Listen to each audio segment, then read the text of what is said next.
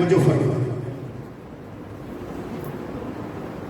سب سے بڑی دلیل ہوتی ہے قرآن مجید. اس کے بعد نمبر حدیث کا.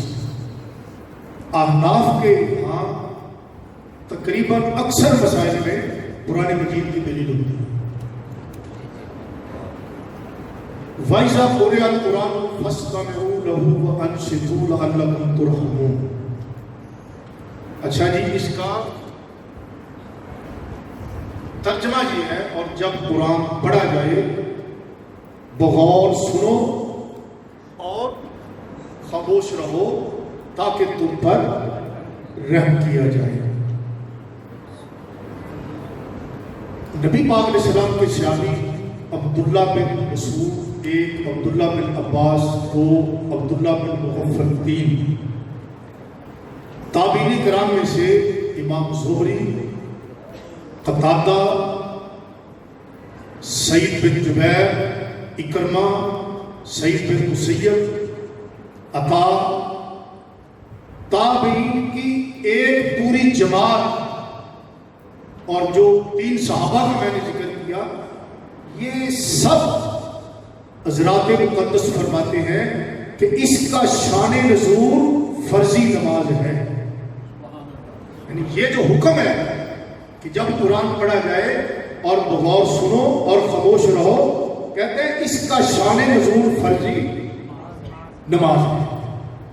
اب بعض لوگ جو امام کے پیچھے قرات کے قائل ہیں وہ کہتے ہیں کہ صحابہ کرام نماز میں باتیں کیا کرتے ہیں تو انہیں باتوں کرنے سے منع کیا گیا.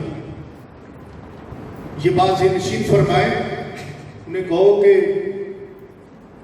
نماز میں باتیں کرنا وہ شان نزول سند ضعیف ہے، لیکن برس بل تنزل ہم مان لیتے ہیں. ہم کہتے ہیں نماز میں کلام بھی بنا، قرات بھی. ہم دونوں کو مانتے ہیں، ہم اس کو بھی مانتے ہیں، اس کو بھی مانتے ہیں کہ جو صحابہ کہتے ہیں کہ اس کا شان نزول فرضی نماز ہے، یعنی نماز میں جب قرآن پڑھا جائے تو سننے والوں کے لیے ضروری ہے بغور سنیں اور خاموش رہیں. ہم کہتے ہیں نماز میں قرات بھی منع اور کلام بھی. ہم دونوں روایات کو مانتے ہیں، تم دونوں کے منکر. بات سمجھیں؟ اچھا، پھر اس کے شان نزول کثیر تعداد میں ہے. یقیناً جیسے آپ نے رسول شاشی پڑھی ہے، فقیر نے بھی پڑھی ہے، نور الانوار آپ نے بھی پڑھی ہے یا پڑھتے ہوں گے یا پڑھیں گے. فقیر نے بھی نور الانوار شریف پڑھی ہے. تو اس میں ایک خاص حکم ہوتا ہے، ایک عام حکم ہوتا ہے. یہ جو عام حکم ہوتا ہے یہ اپنے جملہ افراد کو شامل ہوتا ہے. یہ قرآن مجید کا جو حکم ہے وَإِذَا قُرِئَ الْقُرْآنُ، اگر اسے عموم پر رکھے تو یہ حکم عام ہے. تو اس عام حکم سے اب قرآن کے عام حکم کو خبر واحد صحیح سے بھی اس کی تخصیص کرنا منع ہے. اس کی تخصیص خبر واحد صحیح کیسی اعلیٰ درجے کی ہو، اس کی مخصص نہیں ہو سکتی. تو ہمارے پاس یہ قرآن کی دلیل ہے کہ جب قرآن پڑھا جائے بغور سنو اور خاموش رہو تاکہ تم پر رحم کیا. اب اس کے شان نزول تو بہت ہے. اگر ہم اس کے صرف ترجمے پاری ڈٹ جائیں، شان نزول بیان نہ کریں تو ہمارا مسئلہ پھر بھی شامل ہے. اگر ہم ان کا نماز میں کلام کرنے والا وہ موقع مان لیں تو ہمارا مسئلہ پھر بھی ثابت ہو جاتا ہے. لیکن اس پر مستضاد سی ہے اللہ کے فضل و کرم سے کہ اس کی ایسی صحیح اور حسن شرطوں کے ساتھ شان نزول موجود ہے کہ جن کے بارے میں مقتدی کے بارے میں یہ ذکر ہے کہ یہ آیت مقتدی کے بارے میں نازل کی. یہ میرے پاس ہے توضیح الکلام فی وجوب قرات خلف الامام، وہابیوں کا، غیر مقلدین کا، موجودہ دور کا بہت بڑا ان کا محقق ہے، ارشاد القصری فیصل آباد کا ہے. اس نے پوری یہ کتاب ہی اس موضوع پر لکھی ہے کہ امام کے پیچھے قرات کرنا چاہیے. لیکن دیکھیں امام اعظم ابو ابو حنیفہ رضی اللہ تعالی عنہ، آپ کی یہ کرامت ہے کہ حضرت عبداللہ بن مسعود ابن عباس رضی اللہ تعالیٰ عنہ سے یہ 524 اس کا صفحہ میرے پاس ہے، یہ بڑا قیمتی حوالہ ہے، آپ اسے نوٹ فرمائیں، 524 صفحہ۔ اچھا، اس کا وَإِذَا قُرِئَ الْقُرْآنُ کا شان نزول بیان کرتے ہوئے کہتے ہیں دوسرا اثر ان الفاظ سے مروی ہے جو بواسطہ سعید بن جبیر کے نام سے ہے کہ المؤمن فی ساعۃ من الاستماع الیہ الا فی صلاۃ مفروضۃ او مکتوبۃ او یوم جمعۃ او یوم فطر او یوم اضحیٰ، یعنی وَإِذَا قُرِئَ الْقُرْآنُ فَاسْتَمِعُوا لَهُ وَأَنصِتُوا، کہ عبداللہ بن عباس صحابی رسول کا یہ اثر بیان کرتے ہیں کہ یعنی یہ آیت اذا قرئ القرآن، جب قرآن پڑھا جائے، اس کے پیش نظر عبداللہ بن عباس نے فرمایا مومن پر کوئی پابندی نہیں، اسے گنجائش ہے کہ سنے یا نہ سنے، مگر مفروضہ نماز یعنی فرضی نماز، جمعہ، عید الفطر، عید الاضحیٰ کے موقع پر اس کی کوئی گنجائش نہیں کہ نہ سنے۔ سمجھا گی بات؟ کہ عبداللہ بن عباس فرماتے ہیں کہ نماز میں مومن کے لیے کوئی گنجائش نہیں کہ وہ قرآن نہ سنے، آگے پیچھے سنے اگرچہ نہ سنے، لیکن نماز میں عبداللہ بن عباس فرماتے ہیں مومن کے لیے یہ گنجائش ہی نہیں ہے کہ وہ قرآن مجید نہ سنے۔ اس اثر کے بارے میں ارشاد اللہ قصری کہتا ہے سندن، کہتے ہیں البتہ دوسرا اثر سند حسن ہے، اس اثر کو وہ حسن کہتے ہیں، تو یہ درجہ حسن کی روایت ہے شان نزول کے اعتبار سے کہ جس میں عبداللہ بن عباس صحابی نے فرمایا کہ مومن کو نماز میں قرآن نہ سننے کی کوئی گنجائش، یعنی وہ اس پر عمل کرے گا فَاسْتَمِعُوا لَهُ وَأَنصِتُوا، بغور سنو اور خاموش رہو، یہ معنی ہے عبداللہ بن عباس کے فرمان۔ یعنی یہ حوالہ اس لیے کہ ارشاد اللہ قصری اس شان نزول کو درجہ حسن کی روایت کراتا ہے، غیر مقلد ہے۔ یہ حوالہ آپ کو نوٹ کرنا چاہیے، میرے پاس 524 صفحہ ہے، توضیح الکلام اس کا نام ہے، یہ ادارہ العلوم العصریہ فیصل آباد کی ایک چھٹی۔ اچھا، پھر جناب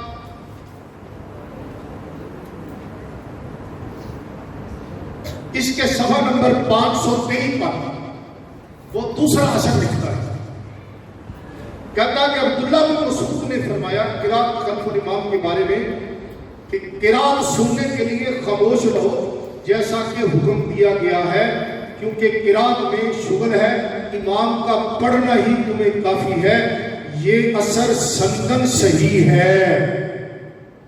یعنی غیر مقلد وہابی جو ہے وہ کہتا ہے کہ یہ اثر صحیح ہے۔ اور پھر اس کے صفحہ نمبر 522 پر وہ کہتا ہے کہ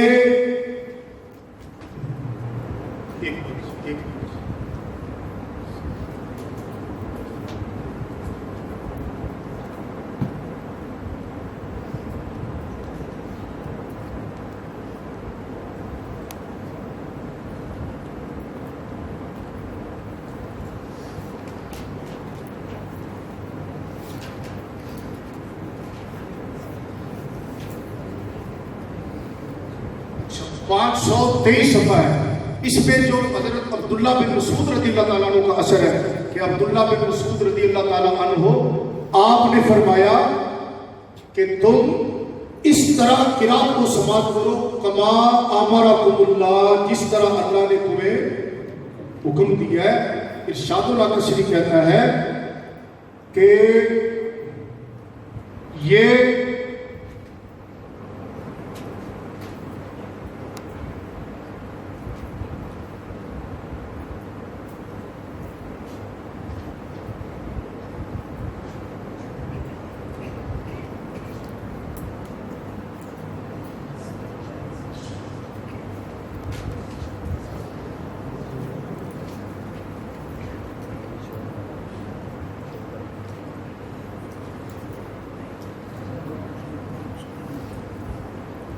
اچھا، حضرت عبداللہ بن مسعود رضی اللہ تعالیٰ عنہ کا اثر، قال عبداللہ فی القراءۃ خلف الامام انصت للقرآن کما امرت فی القراءۃ مشہورا سیکفیک ذلک الامام، کہتا ہے کہ یہ اثر سندن صحیح ہے کہ عبداللہ بن مسعود رضی اللہ تعالیٰ عنہ صحابی رسول اس کا شان نزول بیان کرتے ہیں، اور غیر مقلد ارشاد اللہ کا شریف اس کی سند کو صحیح مانتا ہے۔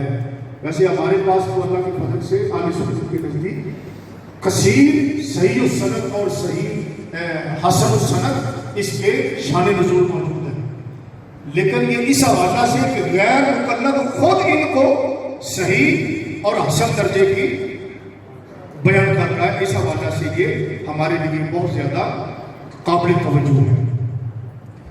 تو وَإِذَا قُرِئَ الْقُرْآنُ فَاسْتَمِعُوا لَهُ وَأَنصِتُوا، جب قرآن پڑھا جائے تو غور سنو اور خاموش رہو تاکہ تم پر رحم کیا جائے۔ یہ تو ہو گیا اس کے شان نزول کے حوالے سے۔ اب امام نسائی رحمۃ اللہ علیہ، ویسے امام نسائی بھی انہوں نے لے کے بیٹھ گئے، اب امام نسائی رحمۃ اللہ پھر یہاں پر وہ اذا قرئ القرآن کا معنی بیان کرتے ہیں کہ اس آیت کا معنی کیا ہے، اور امام نسائی رحمۃ اللہ علیہ اذا قرئ القرآن کا معنی حدیث نبوی سے بیان کرتے ہیں۔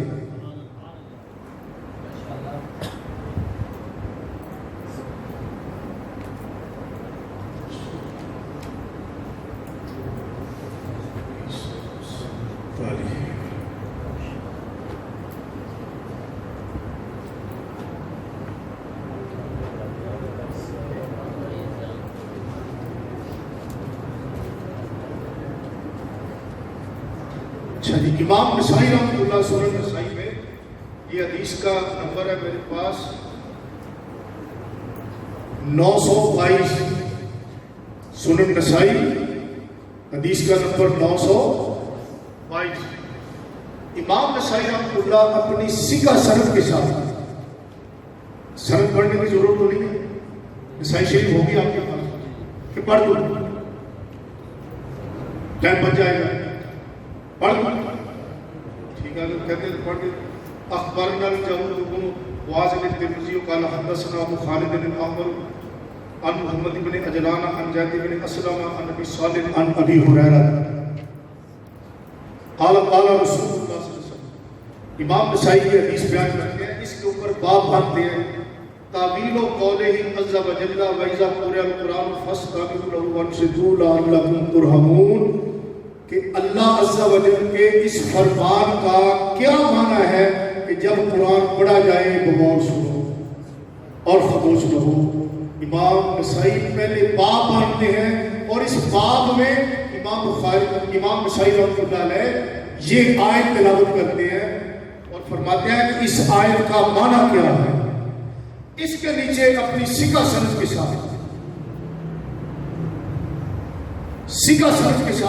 حضرت ابو ہریرہ رضی اللہ تعالیٰ عنہ سے یہ حدیث لائی۔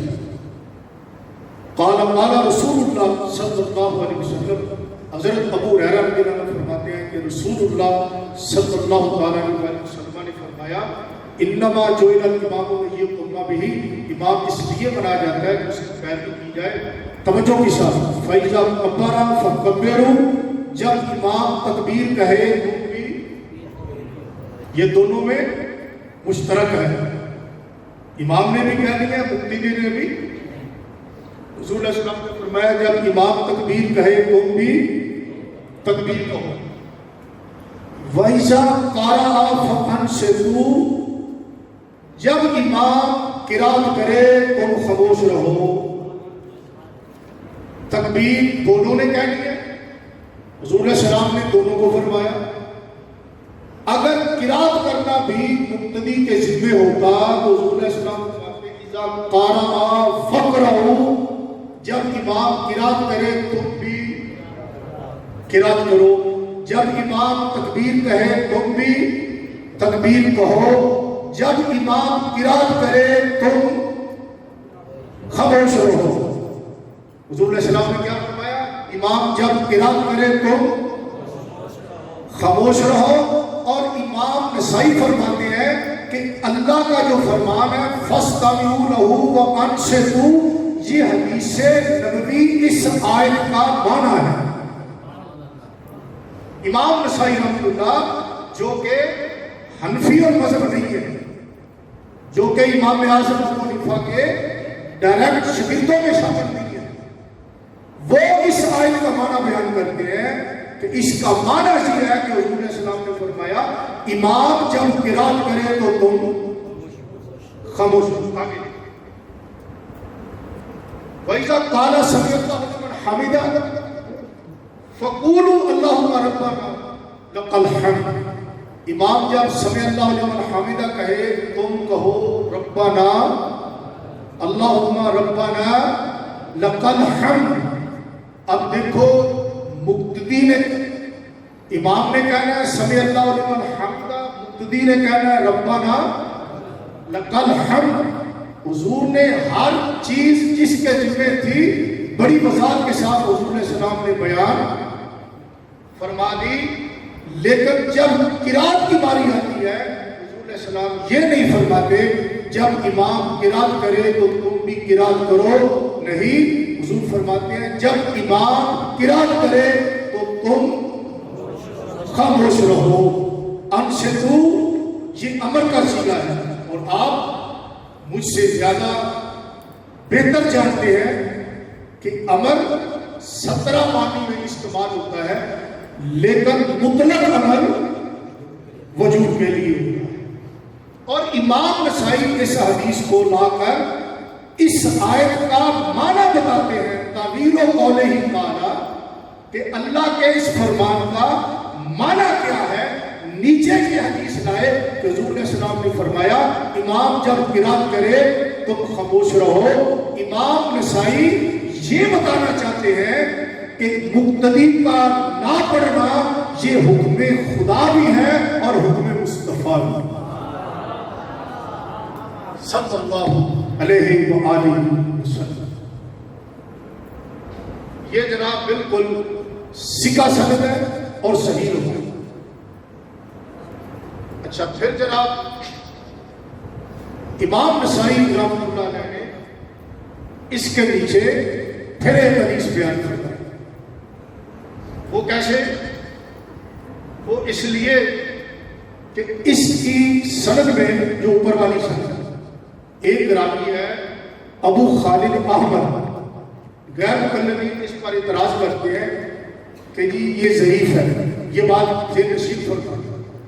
انہوں نے کہا پہلی بات یہ راوی صحیح بخاری کا راوی ہے، کیا تم اتنی حدیث کو ضعیف کہو گے جتنی بخاری کی سند میں یہ راوی ہے؟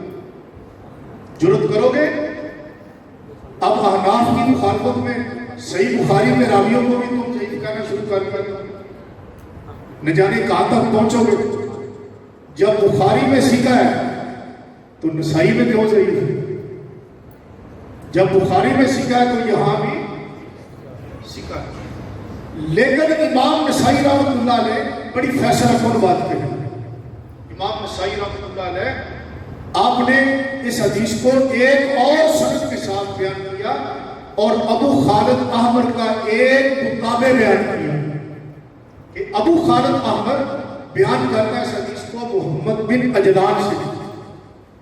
امام نسائی رحمۃ اللہ نے نیچے والی سند میں محمد بن سعد انصاری اس کو بیان کیا کہ یہ محمد بن اجلان سے اس دوسری سند میں روایت کرتا ہے، یعنی جس طرح ابو خالد احمد نے محمد بن اجلان سے اس حدیث کو روایت کیا، اسی طرح اس کی مطابقت کرتے ہوئے محمد بن سعد انصاری بھی اس حدیث کو محمد بن اجلان سے اسی طرح ہی روایت کرتا ہے۔ اور اس کا جب مطابق ثابت ہو گیا تو اگر اس پر کوئی ذوف ہوتا بھی تو مطابق کی وجہ سے وہ ذوف ختم ہو جاتا، لیکن ابو خالد احمد فی نفسہ ہی خود بھی سکھا ہے اور اعلیٰ ترین لغات میں شامل ہوتا ہے۔ یہ جو محمد بن سعد راوی ہے، اس کی حدیث امام نسائی بیان کرنے کے بعد کہتے ہیں قال ابو عبد الرحمن، کہ امام نسائی کی یہ کنیت ہے، امام ابو عبد عبد الرحمن نسائی نے فرمایا کان المخرمی یقول ہوا ثقۃ یعنی محمد ابن صادق انصاری. کہ امام نسائی فرماتے ہیں کہ میرے استاد محدث جو امام مخرمی ہیں وہ فرماتے تھے کہ یہ راوی محمد بن سعد یہ ثقہ راوی ہے. کہ امام نسائی اس کو بطور مطابق پیش کرتے ہیں اور ساتھ اس کا ثقہ ہونا بھی بیان کرتے ہیں. اس حدیث میں بھی نبی پاک علیہ السلام نے یہ فرمایا قال رسول اللہ صلی اللہ علیہ وسلم انما الامام لیتم به فاذا کبر فکبر واذا قرأ فانصتوا. جب امام تکبیر کہے تم بھی تکبیر کہو, جب امام قرات کرے تو تم بھی قرات کرو. دنیا کی کسی حدیث کی کتاب صحیح سند کے ساتھ غیر معارض ایک حدیث بھی ایسی موجود نہیں ہے کہ جس میں حضور نے فرمایا ہو جب امام قرات کرے تو تم بھی قرات کرے.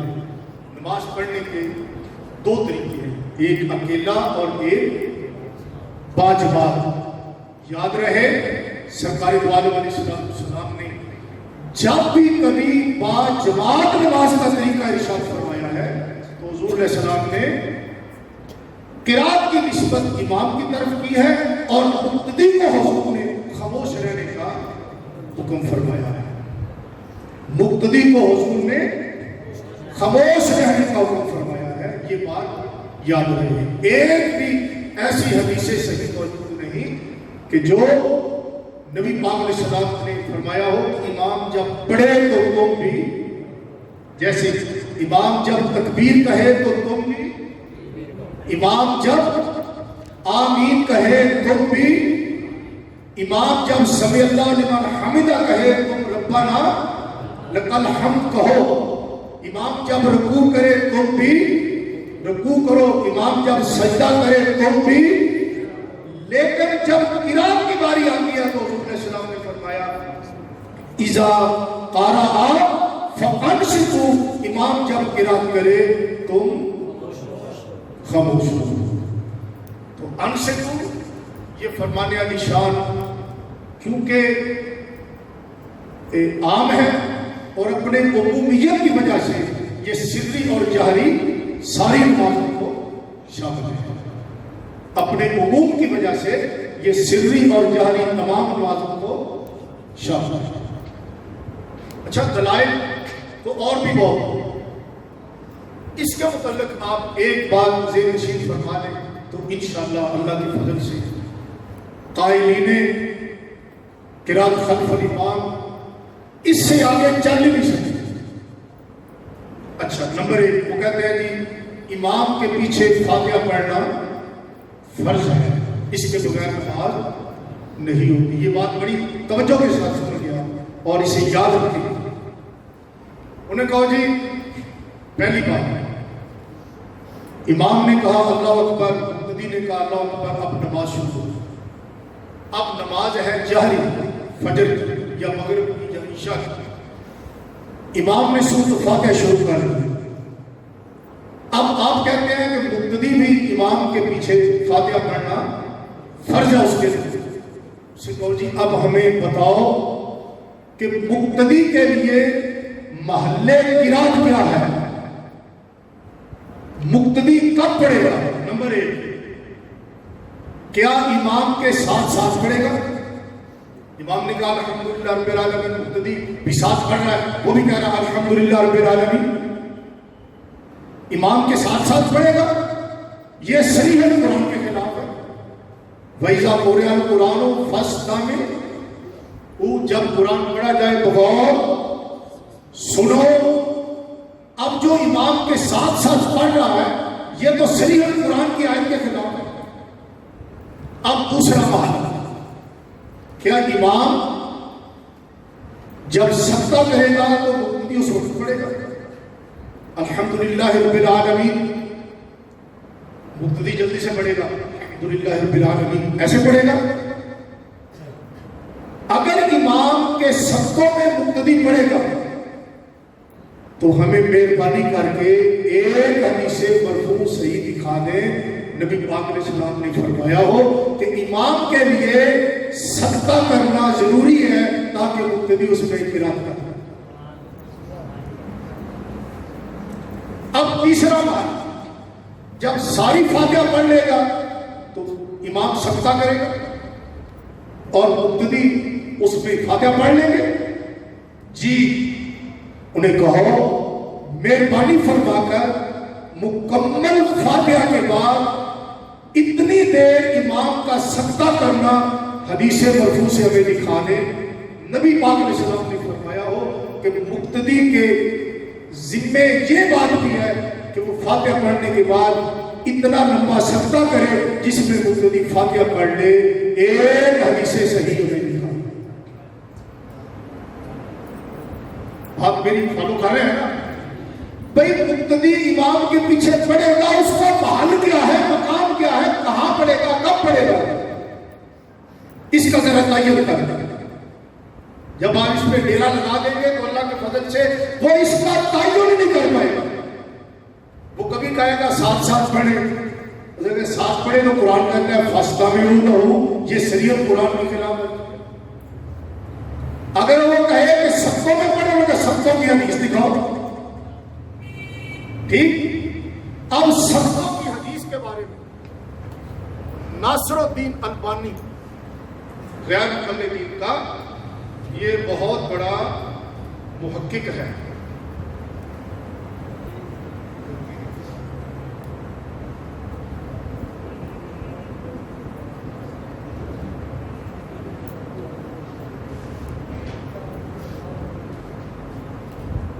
شاید صفحہ نمبر 283 ہے اس کا میرے پاس۔ یہ کتاب بھی بتاتا ہوں آپ کو، صفحہ نمبر 283۔ اچھا، اس کا نام ہے ارواء الغلیل، کتاب کا نام ہے ارواء الغلیل، جلد نمبر 2، مکتبہ اسلامی بیروت لبنان کی یہ چھپی ہوئی ہے۔ اس کا جلد دوسرا میرے پاس صفحہ نمبر 383 ہے۔ اب یہاں پر ناصر الدین البانی غیر مقلدین کا محقق ماضی قریب میں یہ بن گیا ہے۔ اب اس نے یہ بات کہی، کہتا ہے الاول ان القراءۃ فی الجاریۃ خلف والذی یتنافی مع الفطرۃ، کہتا ہے جاری نمازوں میں امام کے پیچھے پڑھنا فطرت کے خلاف ہے، غیر مقلد ہے۔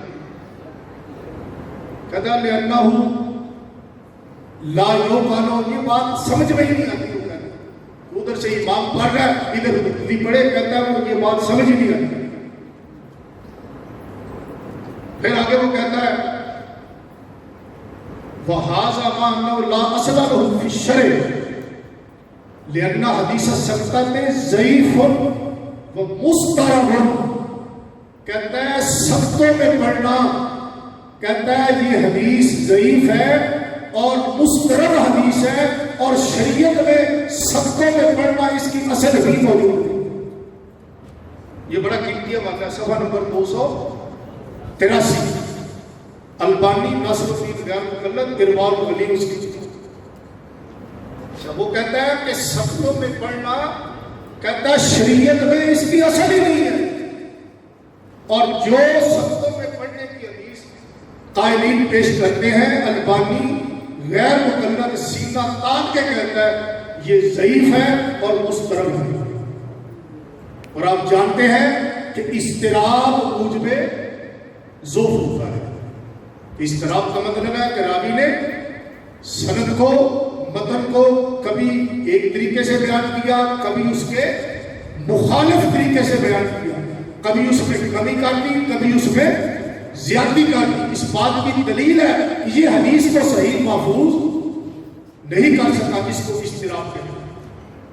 تو البانی کہتا ہے کہ سقطات میں پڑھنا، امام کے پیچھے فاتحہ سقطوں میں پڑھنا، کہتا ہے لا اصل لہ فی الشرع، کہتا ہے شریعت میں اس کی اصل نہیں ہے۔ انہیں کہو میرے بھائی پہلے اس کا محل کا تعین کرے کہ محل قرات کیا ہے، मुक्तदी इमाम के पीछे किरात करेगा कब? पहले ये तय करो फिर आगे चलो। अगर कहे साथ साथ पढ़ेगा तो देखो ये कुरान के खिलाफ है, फस्तामिऊ कुरान का हुक्म है। अगर कहे सप्ताह में पढ़ेगा उसे कहो हदीस दिखाओ। अगर हदीस दिखाए तो उसे कहो अल्बानी आपका बुजुर्ग कहता है इसकी शरीयत में असली नहीं है और ये रवायत ज़ईफ और मुस्तरब है। तो ये बात आप ज़ेहन नशीन फरमा।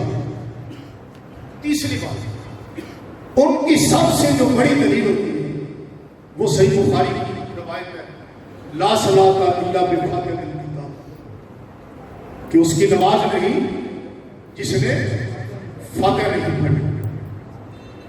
आले सुन्नत अहनाफ कसरत ताला ये फरमाते हैं कि हदीस आधी ना मानो, पूरी माननी चाहिए।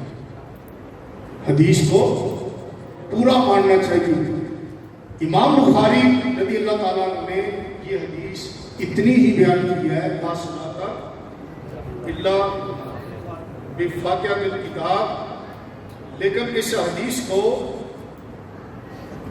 इमाम मुस्लिम रहमतुल्लाह ने सही मुस्लिम शरीफ में फसाइद की ज्यादती के साथ इस हदीस को बयान किया। ला सलाता लिमन लम यक़रा बिफातिहातिल किताब फसाइद। इमाम अबू दाऊद ने इसको बयान किया वमा तयस्सरा वमा ज़ादा फसाइद, उसकी नमाज नहीं जो फातिहा के साथ ज़ायद किरात भी ना करे। जैसे हम सूरत पढ़ते हैं कि उसकी नमाज नहीं जो फातिहा और ऊपर ज़ायद किरात ना करे। हम कहते हैं कि हदीस पूरी मानो, आधी ना मानो। अब आधी हदीस मानने वाला हदीस पर अमल कर रहा है या पूरी हदीस को मानने वाला हदीस पर अमल कर रहा है? हम पूरी हदीस पर अमल करते हैं कि नबी पाक अलैहिस्सलाम ने ला के तहत दो चीजों को बयान किया, एक फातिहा और एक फातिहा से ज़ायद किरात, कि उसकी नमाज नहीं जो फातिहा ना पढ़े और ऊपर कुछ ज़ायद किरात ना करे। अब जो गैर मुक़ल्लिदीन है, कायदीन फातिहा खल्फुल इमाम, वो नमाज में फातिहा को फर्ज कहते हैं, फातिहा को फर्ज कहते हैं